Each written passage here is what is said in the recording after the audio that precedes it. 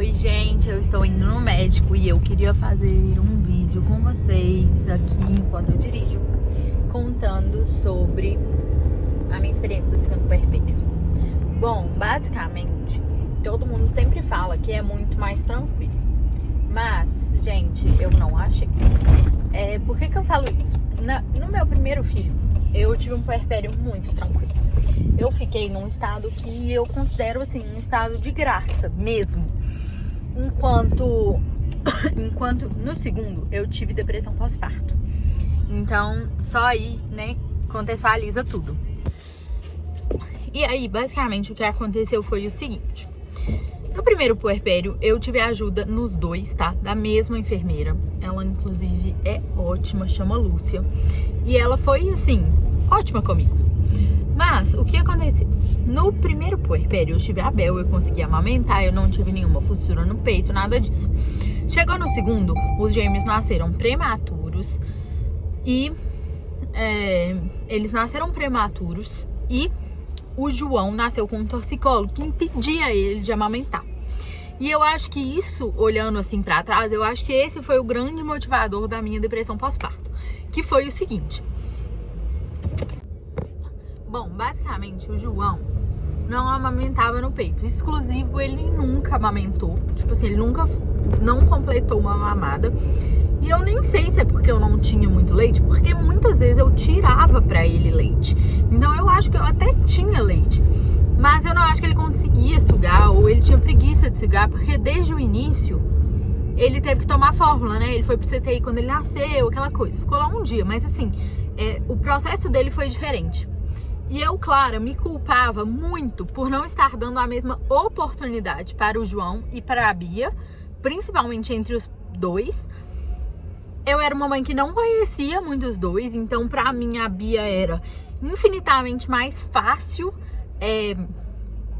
porque a minha conexão com ela era pela amamentação me fazer dormir, e eu sentia que o tempo todo eu tava terceirizando o João, porque outra pessoa tinha que dar de mamar, porque eu tava dando de mamar pra Bia, eu não conseguia dar pro João. E fazer o João dormir, porque a Bia dormia no peito, né? 90% das vezes quando era pequeno. Então eu demorei um pouco mais a conhecer e a ler o João. E isso me criou uma falsa impressão, né? Porque é totalmente falso, assim, hoje em dia. Eu até venho conversando muito disso na terapia. Que o meu ponto de conexão com o João e com a Bia e até com a Bel, eles são muito diferentes entre si. Mas que na época eu não via isso. E eu ficava pensando que eu não tinha uma conexão com o João. Que era mais difícil pra mim ter essa conexão com o João. Que eu tava terceirizando o João. Que eu tava escolhendo um filho. O que, obviamente, não é verdade. Porque eu tentei bravamente até o segundo mês dar de mamar no peito pro João. Mas aí, do segundo mês em diante, começou a ficar muito difícil. O João chorava, ia pro peito, chorava, berrava. Ou seja, tava péssimo pra ele também, né? Então eu abri mão. Mas foi assim, pra mim foi um processo sofrido, sabe? De abrir mão de tudo, assim, de não dar mais peito pra ele, tudo, porque eu ainda dava pra Bia. Enfim, eu acho que isso foi onde tudo começou. Mas ao longo do processo, eu fui tentando coisas que foram dando muito errado. Então eu tentei rotina de sono rígida com os dois, dava muito errado. Eu tentei ficar sozinha com eles, com os três, dava muito errado. Tudo que eu tentava fazer como eu fiz na Bel dava muito errado, porque eram gêmeos, sabe? Tipo, muito. E aí, eu comecei a me sentir muito pouco capaz, sabe? Tipo, o lugar que eu mais gostava de estar era quando eu saía de casa. Eu não esqueço um dia que eu falei assim, eu vou jogar tênis. Eu fui pro tênis, aí eu falei que eu tinha uma reunião, mas eu não tinha uma reunião. Eu fui almoçar fora e ficar um tempo fora de casa, porque eu estava apavorada de voltar pra casa. Assim, eu chegava a pensar, tipo assim, nossa, se eu bater o carro e morrer aqui, coitado dos meninos, eles vão ficar sem mãe. E eu pensava nisso, sabe? Tipo assim, eu sei que é muito horrível falar isso, e é mesmo, mas isso é a depressão pós-parto. E aí eu falei com a minha Tera, eu falei assim, olha, eu tô com isso, tipo, eu tenho certeza, porque eu nunca me encaixei na maternidade nesse lugar de achar tudo muito difícil. Nesse lugar de não ver a beleza da maternidade nenhuma hora, porque eu sei que é difícil, né? Sempre vai ser, mas não ver nenhuma beleza também, não era muito a minha cara, sabe? Ai, peraí. E isso, gente, acontecia mesmo, assim, era assustadora a depressão pós-parto. Eu tinha medo dos meus filhos. Chegou um dia que foi o dia mais marcante, que foi o dia que eu resolvi buscar ajuda. Que o que aconteceu foi o seguinte, o João, simplesmente...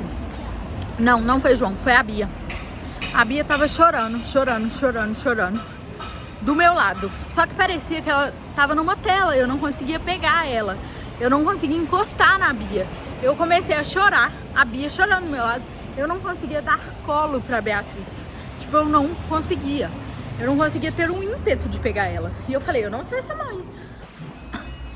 E aí esse foi o dia, tipo assim, marcante, que eu falei, eu preciso procurar ajuda e tal. E aí eu marquei, tipo, quase pro mesmo... Tipo assim, na mesma semana eu marquei. E foi muito bom ter marcado. Aí eu comecei a tomar um remédio de depressão pós-parto, que não interferia na lactação, nada. E foi muito bom, foi muito... E aí foi muito bom ter tomado esse remédio, porque ele me deu outra sobrevida, porque eu tava... E eu parei de sentir isso, assim, mas... ele demora um pouco pra fazer efeito, então você fica, tipo, um mês nessa situação.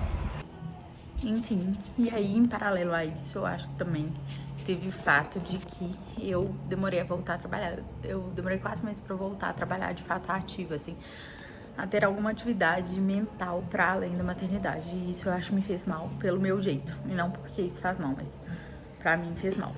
E aí eu sempre preciso de ter uma coisa extra que não seja efetivamente só maternidade pra pensar. Porque eu sou essa pessoa, sempre fui. E outra coisa que eu gostaria de compartilhar, porque foi muito boa, foi quando eu tava nessa época, eu me recusava a pedir a ajuda das minhas amigas, tipo, zero. E quando eu tive esse diagnóstico de depressão pós-parto, eu chamei elas e falei que eu queria contar uma coisa pra elas e que eu tava com isso e tal. E que muitas vezes eu não tinha coragem de pedir esse apoio, mas que eu queria muito que elas estivessem lá. Então, quem pudesse e tal. E elas tiveram uma rotina de irem lá pra casa e que me ajudou tanto. Tipo, elas não têm noção, tanto que elas me ajudaram a sair de um buraco muito difícil. Então, essa é uma coisa, conte com seus amigos, suas pessoas próximas, porque são pessoas que te trazem felicidade, sabe? Por mais que você esteja ali chorando, e muitas vezes você não quer receber uma pessoa, às vezes essa pessoa pode ir lá e te ajudar. E elas me ajudaram tanto. Pra vocês terem noção, a Isabel chama elas de, tipo, minha amiga. Ela, tipo, mãe, minha amiga foi embora. E são elas que foram me ajudar e me ajudam com os meninos. E muitas vezes eu descanso no momento que elas estão, eu nem fico com elas. E elas me ajudam muito. Então, eu acho que essa também é uma puta dica, assim, que eu só tomei coragem depois da sertralina.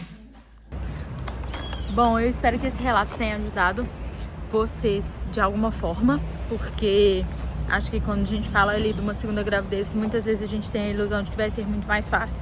De fato, muita coisa é muito mais fácil. Mas, enfim, né, um filho nunca é uma coisa fácil, nunca é uma chegada... A gente já sabe tudo, a gente sempre tem muito a aprender com eles. E esse foi, assim, meu relato, né, do meu segundo puerpério.